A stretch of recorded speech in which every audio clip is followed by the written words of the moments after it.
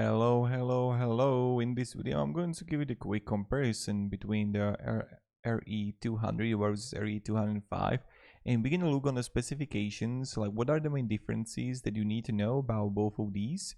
So when we can look here on the standard and protocols, you're going to have more for 205. Then also the block type, it really depends where you're buying it, of course. So the button, you have the range extender button, reset button, but here you're gonna have also VPS button.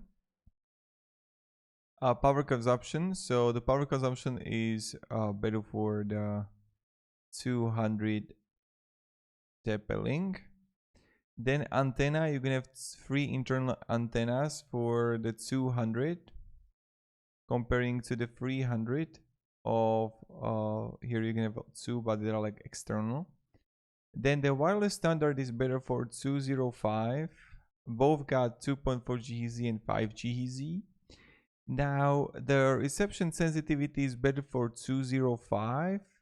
Then also the wireless functions, you can have more functions with 205. Security is a little bit better for 200. And also the certification, you can have more certification for 200. And that's pretty much it. Now they are both really good. I mean, like you can't really go wrong with either of those, to be honest.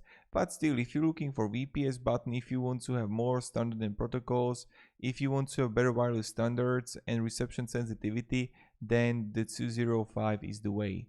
So have a great day and goodbye.